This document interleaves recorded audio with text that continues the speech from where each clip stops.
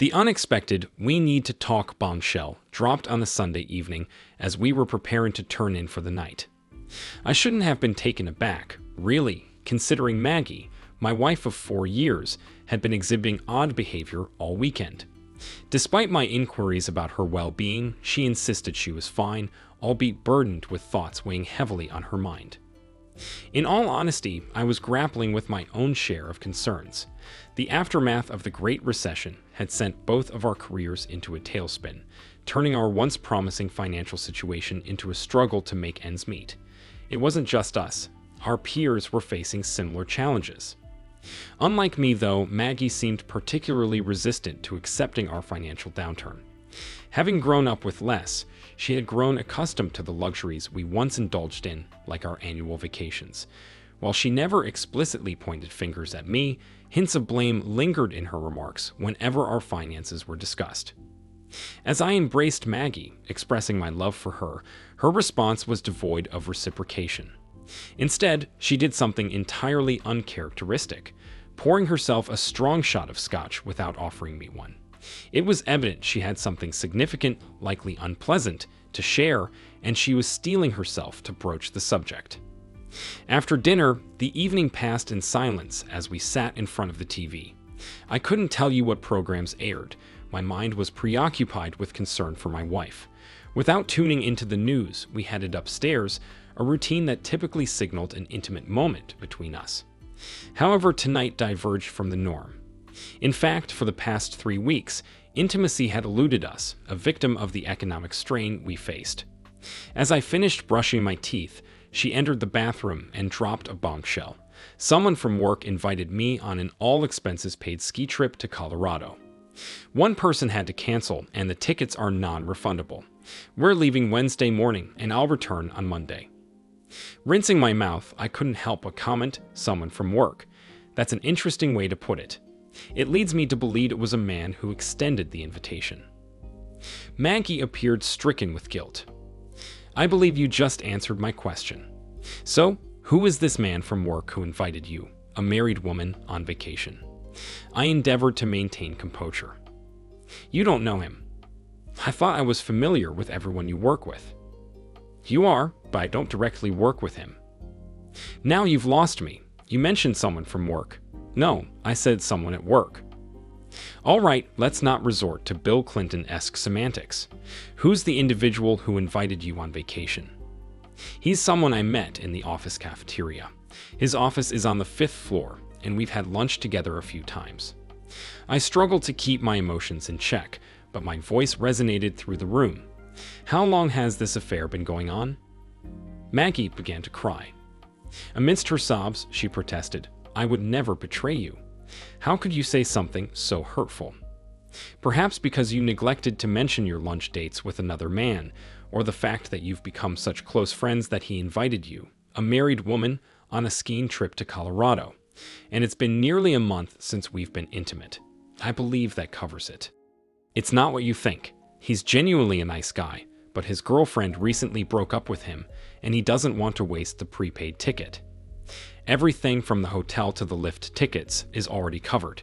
It won't cost me a thing." "How convenient. Now, what's his name?" I demanded, my voice rising. "Joseph." "Does Joseph have a last name?" "Brown or Bryant, something along those lines. You've got me so flustered, I can't remember." "So, you're planning to fly across the country with a man whose name you can't even recall. You're either having an affair with him or you're being incredibly foolish." The argument escalated in volume and intensity. At some point, I inquired, "Who exactly are these friends you'll be sharing the cabin with?" "They're friends of Joseph's. There are 2 other couples." "2 other couples, which means you're essentially going as his date." "No, I keep telling you, he just doesn't want to waste the non-refundable ticket." "So, he's asked a married woman to accompany him." "Why can't you trust me? Would you trust me if I said I met a woman in the cafeteria who invited me on vacation?" "Yes." "That's nonsense. Remember how jealous you got when I was simply explaining the infield fly rule to that woman sitting beside us at Wrigley Field last summer? You started a fight with her, and we got thrown out of the ballpark by the ushers." That was different. You were ignoring me.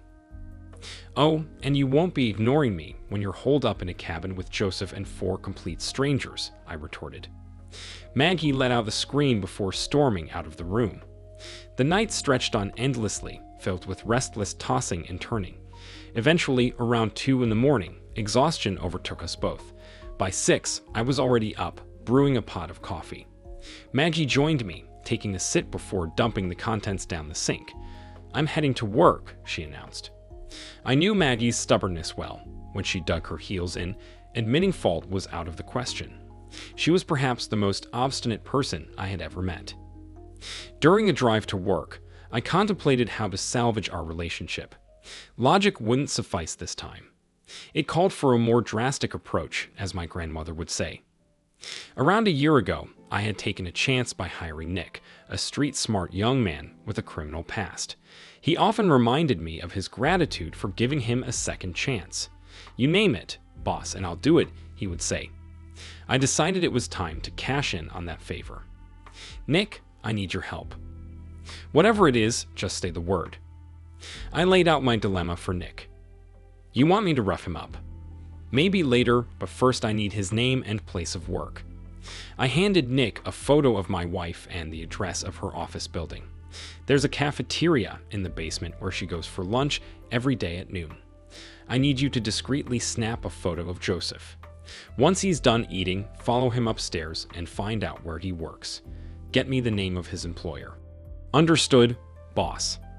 "And when it's time to leave, tail him and get the license plate number of his car." "You can count on me, boss." "And Nick, don't fret, I'll make sure your time card is taken care of." I constantly checked my watch, convinced that Maggie would rendezvous with her paramour to discuss my supposed unreasonableness. The day progressed like any typical Monday, buried under heaps of work with time moving at a snail's pace. At 1:10, my phone chimed. "Boss, it's me." I've got the picture. They were deep in conversation, but I couldn't get close enough to eavesdrop. Afterward, I trailed him to the elevator. He didn't acknowledge my presence. I followed him off and pretended to search for a room number. He slipped into 510. The sign read Anderson Metallurgy Supplies, LLC. "Nick, excellent work, but you're only halfway there." "Don't worry, boss, I'll shadow him like a ghost." "Send me the picture." As soon as I ended the call, Google filled my screen. Typing in Joseph Brown, I wasn't overly hopeful. I found numerous matches for the name, but none resembling the man in the photo. Trying Bryant yielded no results either. I then searched for Anderson Metallurgy Supplies, LLC, discovering they were a major supplier of powdered metals to the industry. Despite my efforts, I couldn't find any employee names or photos. I dialed the listed number and inquired about Joseph Brown. There's no one here by that name. My apologies, I must have made an error. I meant Joseph Bryant. No one by that name works here either. Are you sure you have the correct company? I must have dialed incorrectly. Apologies for the confusion. Staring at the computer screen, I pondered how to uncover the identity of that individual when my phone rang once more. "Boss, it's me." Right after we hung up, I slipped into the men's room for a smoke. Guess who followed me? Bryant Brown, but none of those names are his real one. Did he spot you? Nah, I was in the stall about to light up when he walked in. I kept an eye on him through the gap between the wall and the door. He took a leak but didn't bother washing his hands. On his way out, a guy around my age greeted him as Mr. Bennett. Bryant didn't say a word, so I waited until the other guy left and asked, "Hey, was that Joseph Bryant?" He just shook his head and said, "Nope, that's Lester Bennett." Sounds like a real piece of work. You can say that again. He bummed a cigarette off me, and I headed outside. Nick, you make a hell of a spy. Thanks, boss. Unfortunately, I got pulled into a logistics meeting that ran right up until quitting time, so I couldn't do any further digging. That would have to wait until morning. As I was maneuvering my car into the garage, Nick rang up. He exited the elevator a few minutes before 3, and I trailed him across the parking lot to the subway station. The train was packed, so I hung around the other end of the car with a group of Spanish-speaking Mexicans. Bennett seemed wary of us. He clutched his briefcase tightly, as if he thought we might snatch it. He got off at Logan Square, and I followed him home. He resides in the basement apartment of a 2-story building, about a block off the boulevard. The address is 2366 North Kimball Avenue. There are burglar bars on the windows, but no curtains, so I could see inside. It's quite run down. With nothing else to do, I lingered in the nearby gangway to see if he made any other stops. About 10 minutes later, he emerged with a stack of pizza boxes, tossing them into the garbage cart. Then he returned with 2 hefty garbage bags. Once he went back inside, I seized both bags. That's how my associates typically steal identities. People discard a lot of valuable stuff. Boss, I couldn't find any trace of Brian Brown, but I did uncover a slew of legal documents indicating his name is Lester Bennett. Nick, that's excellent work. I can't discuss this any further right now. We'll debrief tomorrow. Got it, boss. Armed with this newfound information, an idea sparked in my mind. I entered the house and discovered Maggie enjoying a hamburger and fries at the kitchen table. It seemed she hadn't thought to get anything for me. Disregarding the oversight, I took a seat opposite her. For us to have a rational discussion, I insist on a few things. Maggie began, but I interrupted her, requesting her patience until I finished speaking. I'm not oblivious. I remember how you framed your vacation announcement to suggest you were going with a female colleague. So now it's time for complete transparency. I require Joseph's last name, address, email address, cell phone number, and workplace details. Additionally, I'll need copies of the plane tickets and the address of the mountain chalet he rented. In the unfortunate event something were to happen to you, I wouldn't want to be clueless about your whereabouts or companions. Don't exaggerate, Maggie interjected. I halted her once more. I'll speak first, then you. It always irked my wife when I didn't allow her to talk over me. I also need the names and phone numbers of the other couples. Now you may respond. He didn't rent the chalet. It's owned by his uncle. And Joseph doesn't own a cell phone. What do you mean? Even 5-year-olds have cell phones. Practically everyone does. Well, he doesn't. So, if I provide you with all of this, will you stop pressuring me and let me enjoy myself? Her face lit up with a hopeful smile. You have one day to gather everything. Why don't you just admit you're jealous because I'm going to Colorado? I slammed my fist on the table. I'm not jealous. I'm furious because throughout our entire relationship and the 4+ years of marriage, you never once mentioned a desire to go skiing anywhere. Now, suddenly, you're adamant about going skiing in Colorado with some guy you barely know from the cafeteria. And you're surprised I suspect you're having an affair. I swear I'm not, she screamed. Get me the information. If it checks out, then we'll talk. I was tempted to reveal that her boyfriend had given her a false name, but I wanted to gauge Bennett's reaction first. We slept as far apart as the queen-size mattress would allow, but surprisingly, Maggie was civil the next morning, and we even shared coffee together. I arrived early at the office, pacing anxiously until Nick showed up. With tomorrow being Maggie's departure date, this was my final chance to salvage my marriage. Nick brought in a large cardboard box. He had sifted through the bags, discarding actual garbage and preserving everything else: financial records, bank statements, and certified mail from a law firm. He tore the envelopes in half, thinking it would deter identity theft. I pieced together anything that seemed important and organized them, Nick explained. The first item he handed me was a legal-sized envelope addressed to Lester Bennett, sent via certified mail. That scumbag is being taken to court for failing to pay child support. He's got 2 young kids, and he hasn't contributed a cent in over a year. The following item was a bench warrant for failure to appear for non-payment of child support. Nick elaborated, the police are so swamped they won't even bother coming to your house to pick you up. Instead, they input your name into the database. If you have any interaction with law enforcement, even for a minor infraction like a traffic violation, they'll haul you off to jail. So, I suppose I'll need to orchestrate an encounter with Chicago's finest, I remarked dryly. Nick chuckled. That's a solid plan, boss. Next in the stack were overdraft notices and checks stamped NSF. He received a barrage of notices from the bank before they finally closed his account, Nick reported. Saving the juiciest piece for last, Nick handed me a printout of the airline reservations. It's peculiar. His ticket is round trip, but your wife's is only one way. That's troubling, I muttered. Boss, with the record identifier, you can cancel the tickets, Nick suggested. I had another idea. I would separate the lovebirds by altering Bennett's seat assignment to the rear of the plane and purchasing the newly vacant one for myself. After scrutinizing all the documents, I delved into the archives of the Chicago Tribune and uncovered the reason behind Bennett's use of a false identity. Shockingly, he was a convicted rapist. Although the assault took place in Denver, Bennett was a Chicago native, and all three major newspapers ran the story alongside his mugshot. While the details were scarce due to a plea agreement to spare the victim from trial, it was evident it was him.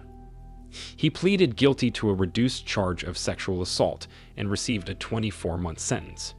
During his stint in prison, his wife filed for divorce, severing ties with him. A visit to the sex offender registry confirmed his residential address and cautioned about his early release after serving just 14 months due to prison overcrowding. Upon release, his first act was to track down his ex-wife and viciously assault her, leaving her hospitalized for nearly a month. With 2 felony convictions under his belt, my wife somehow viewed him as a decent individual.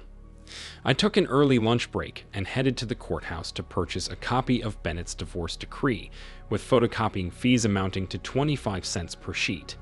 Alongside the divorce filing, I obtained a copy of his rape arrest warrant.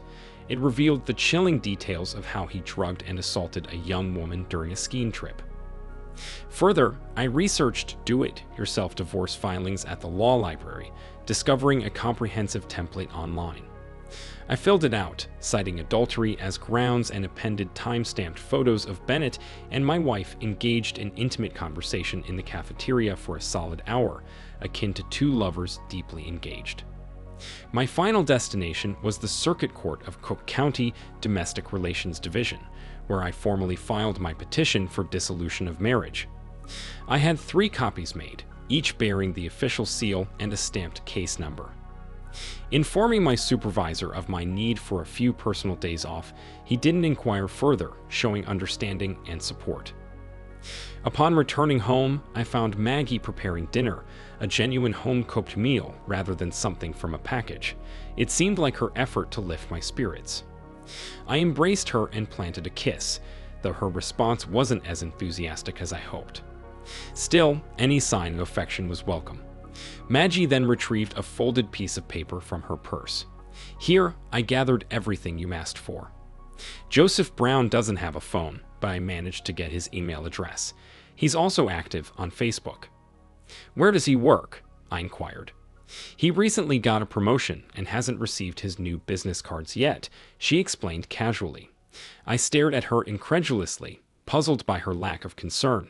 And oddly enough, he couldn't recall the name of his employer. Opening my laptop, I navigated to Google Maps, inputting the chalet's address. Strike 1. Then I attempted the official Denver zoning map. Strike 2. Despite trying various mapping programs, including the assessor's webpage, all yielded the same result. The address didn't exist. He must have made an error, perhaps transposed a digit, Maggie offered. What about the tickets? I pressed. He mentioned we'll collect them at the airport. No, you received the boarding pass at the airport. You should know that from our trip to Maui, I reminded her. I dialed the phone numbers provided for the other 2 couples, but neither connected to a working line. Online searches for their names also turned up empty, and I found no trace of them on Facebook. Honey, I hate to break it to you, but none of the information provided by Brown, if that's even his real name, checks out. There's no way I'm allowing you to go. Naively, I hoped she would acknowledge the suspicious nature of Brown's actions. Instead, before I knew it, my dinner, still sizzling in the frying pan, was flung across the room, shattering against the wall. It was a shame, as it had smelled delicious. You're not letting me, she screamed. Who do you think you are to dictate where I can go? Your husband. Why are you being so unreasonable? I'm simply going skiing with a friend. With a man who has deceived you at every turn. You don't even know where you're headed. He didn't deceive me. Maybe he's trying to protect us from your interference. Is he afraid I'll crash your rendezvous and spoil his seduction? Maggie snapped. Spit flew from her mouth as she shouted, "Stop saying that. We're just friends. I'm going skiing, and you can't stop me. If you want to go skiing, fine. I'll take us skiing." You? With what money? We're broke, remember. I have 2 mayonnaise jars filled with silver coins that I've been saving since my teenage years. I intended to use them for a getaway on our 5th anniversary. Now I'll cash them in, and the choice is yours. We can either use the money for a vacation together or for legal fees with a divorce attorney. It's up to you. Stop trying to intimidate me. I'm not trying to intimidate you. I'm making a solemn promise, and you know I always keep my word. I don't understand why you don't trust me. You're a beautiful woman. Brown has proven himself to be less than honorable by not respecting your husband's objections to his wife going on vacation with him. I already told you he's only taking me because the ticket is non-refundable. I'll reimburse him for the ticket and still have enough left for us to go skiing. It's too late. We're leaving tomorrow morning, and I have no way to contact him. Maggie, I'm not naive. I will never allow myself to be cuckolded by you. Any man who would permit his wife to do what you're planning isn't a real man. Think about how you'll explain to your parents, family, and friends why we're getting divorced. Don't give me that. I promised I would return relaxed and make it up to you. Please, I'm begging you. It's not too late to salvage our marriage. I already told you I can't cancel. I gave Joseph my word, and it's too late for him to find someone else. So you're willing to uphold your promise to a proven liar at the expense of the vow you made in front of God and all our loved ones. I keep telling you, nothing inappropriate will happen. It doesn't matter if nothing happens. You've made your choice. You've prioritized him over our marriage. That night, I slept on the couch, listening to Maggie's tears from the bedroom. My mind wrestled with conflicting emotions. The rational part urged me to let her face the consequences and revel in victory when the inevitable occurred, while my heart pleaded for me to be the knight in shining armor and rescue our marriage.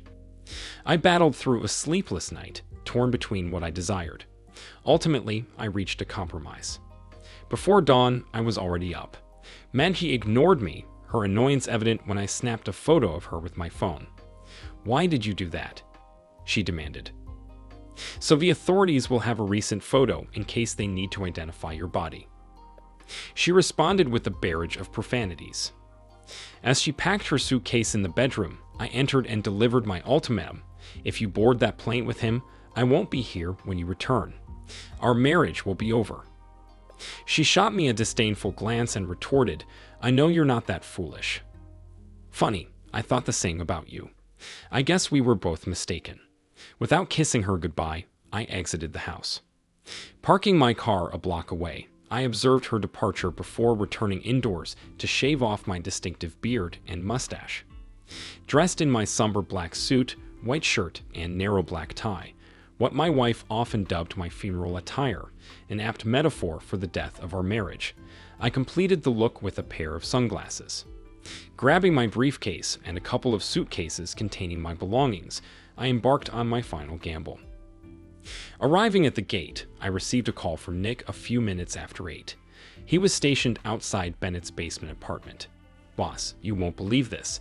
They had a heated argument. Your wife wanted to drive to the airport, but the guy insisted on taking the subway, claiming it was cheaper. She even offered to cover parking costs, but he refused, stating they'd need the money in Colorado. I took a peek into her wallet while she was in the restroom. She had less than $100. I hope she didn't plan on using our joint credit cards, because I canceled them right after purchasing my ticket. I wished I could read Maggie's thoughts as she struggled with her bags down the stairs into the dim underground maze that Chicagoans call the subway. The Blue Line train would likely be packed with commuters heading to work. Nick found it odd that a man flying to Denver for skiing in December didn't have a proper winter coat or even gloves, as they were bumped around by the crowd. Maggie's much-anticipated vacation was already facing turbulence. The journey to the airport took a little over half an hour. Nick discreetly followed them into the terminal, where he observed Bennett printing out their boarding passes. Thankfully, Bennett didn't scrutinize the passes closely, so he didn't notice the last-minute change I made to his seat assignment just before purchasing my own ticket. Nick called again to report that they had reached the TSA checkpoint, beyond which he couldn't follow. "Thanks for everything. You've been a tremendous help," I acknowledged. At the X-ray machine, Maggie's carry-on bag drew the screener's attention. "Please step over here, Mom," he instructed. Soon, a TSA agent was meticulously inspecting her belongings, eventually discovering the corkscrew I had surreptitiously placed in the inside zipper pocket during my earlier examination of her bags. To my relief, there was nothing remotely provocative inside. The TSA agent reprimanded her and confiscated the corkscrew. The timing had to be impeccable for my plan to succeed. I had paid for early boarding and secured one of the first seats on the plane, opting for a center seat. My wife was assigned the window seat. I decided to offer her a second chance by leaving the aisle seat vacant, hoping she would sit beside me so I could present her with my evidence. Luck seemed to be on my side when a well-built young man, likely a college athlete, judging by his buzz cut, occupied the aisle seat just minutes later. Gradually, the rows ahead of us filled up as passengers boarded the plane. The stragglers frantically searched the overhead bins for space to stow their carry-on bags. A couple of minutes later, the chaos ensued. "Hey, you're in my seat, asshole." Bennett thrust his ticket in my seatmate's face. Maggie had been struggling to fit her suitcase into the overhead compartment and turned back when she heard the commotion. The man in the aisle seat calmly replied, "Check the row number. Your seat is further back, near the bathrooms." Bennett erupted into a tirade filled with profanity, berating the airline for its incompetence. He concluded with, "Move your fat ass to the back of the plane and let me sit next to my girlfriend." Maggie heard him refer to her as his girlfriend, but didn't object. Instead, she suggested, "Joseph, since he's unwilling, perhaps you should ask the gentleman in the middle to switch seats." Without my beard and mustache, she didn't recognize me immediately, especially with the aid of sunglasses. By this time, a flight attendant had made her way through the crowd, and the purser emerged from the aft galley to investigate the disturbance. Glaring at Bennett, the flight attendant insisted he take his seat so that they could complete the boarding process. "This flight is fully booked. Please take your assigned seat, and we'll see if we can accommodate any changes after takeoff," the flight attendant interjected firmly. "I paid to sit next to my girlfriend," Bennett exclaimed, brandishing his ticket. It was then that Maggie finally realized I was occupying the center seat. "What are you doing on my plane? You orchestrated this. You're humiliating me," she accused me, her voice tinged with anger and embarrassment. "I'm humiliating you? You're a married woman, and this guy is referring to you as his girlfriend," I retorted. He only said that to convince him to change seats, Maggie snapped, her tone dripping with venom. She moved into the empty row ahead of me, continuing her outburst, "You bastard. I knew you would ruin my vacation. I hate you. I hate being married to you." I braced myself for her anger, but I wasn't prepared for what she said next. It felt like a dagger through my heart. My world shattered. I had lost her. Grabbing my briefcase, I moved to leave the plane, ready to accept the finality of it all. But then something unexpected occurred. Bennett thrust the ticket in my face, and without thinking, I snatched it from him. My voice quivered as I demanded, "Tell me whose name is on this ticket." I held it out for her to see. Her expression shifted to confusion. "Joseph, who is Lester Bennett?" He lunged forward, seizing the ticket and crumpling it into his pocket. "No one," he snapped. "Sir, please take your seat," the purser interjected firmly, growing impatient. Bennett confronted her, his voice sharp. "That's my seat, next to my girlfriend. Make him move." The sight of that bastard claiming my wife as his girlfriend jolted me back to reality. Tears streamed down my face as I met my wife's gaze.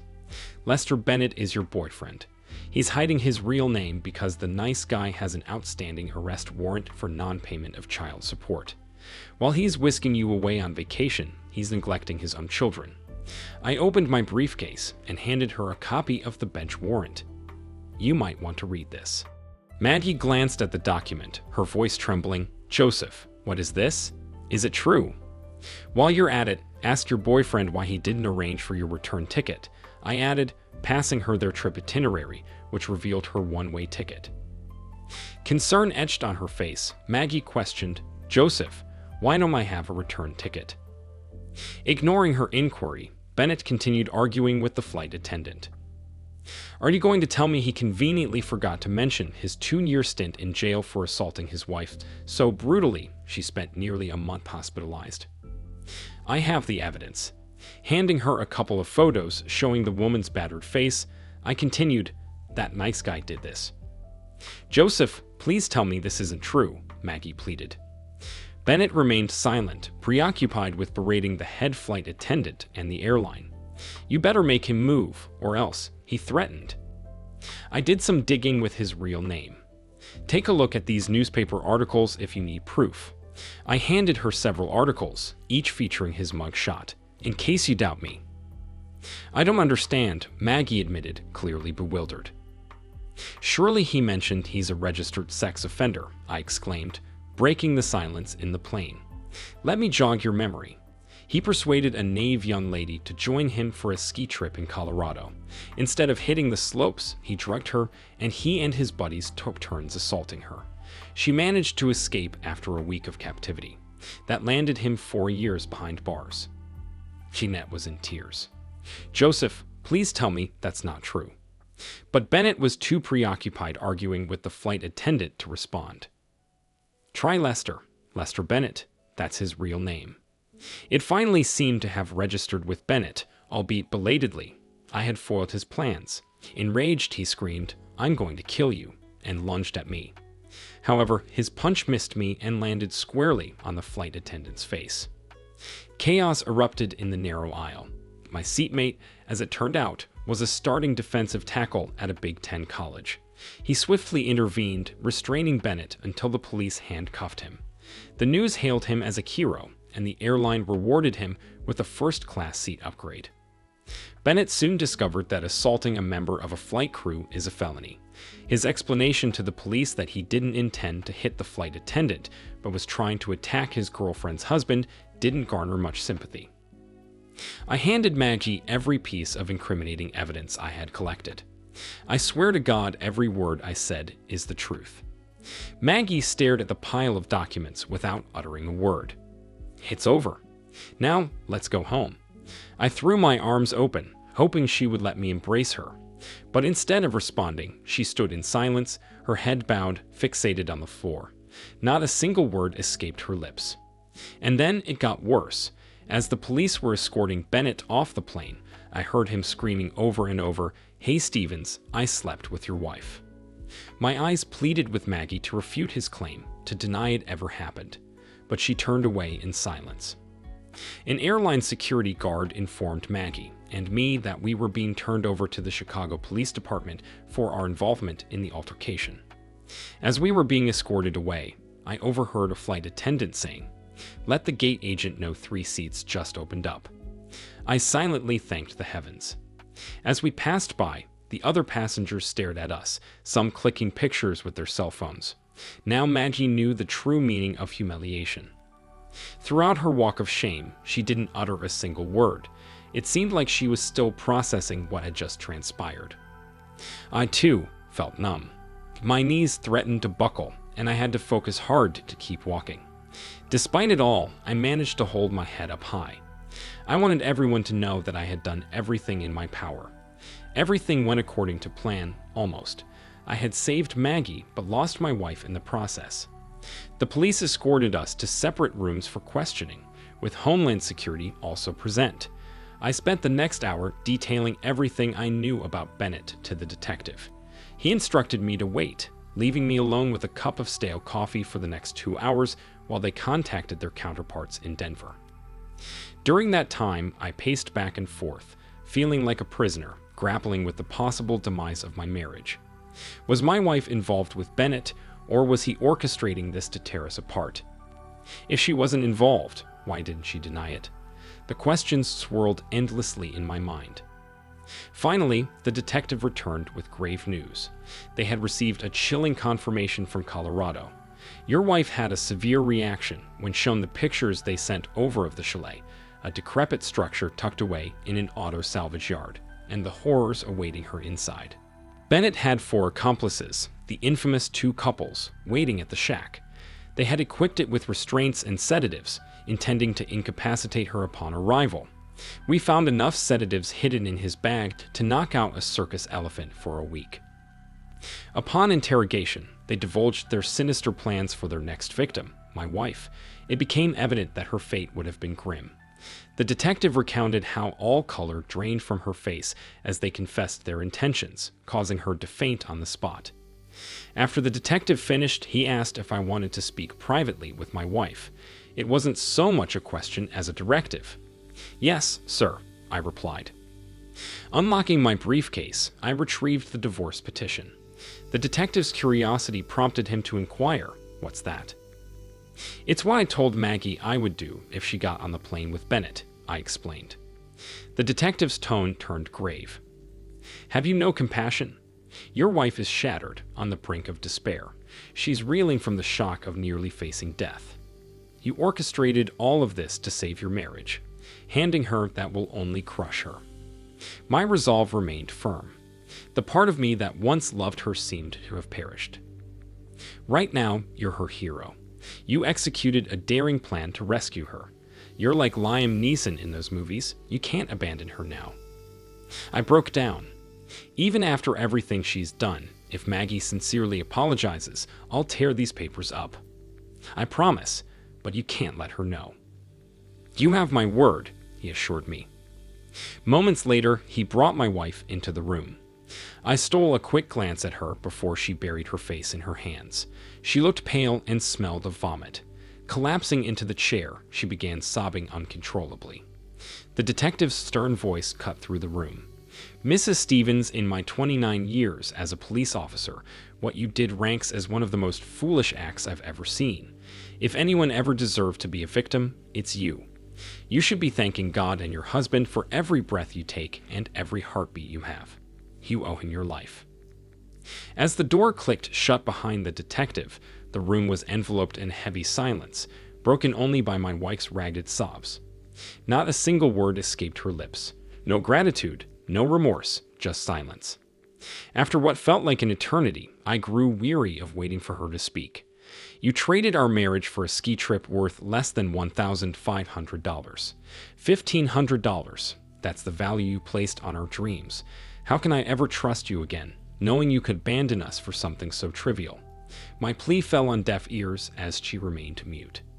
Tears streamed down my cheeks as I desperately waited for her response. But as the silence persisted, I couldn't bear it any longer. "If you had just said, 'I'm sorry' at any point, I would have torn up this paper, but I can't wait any longer." With a heavy heart, I handed her a copy of the divorce decree.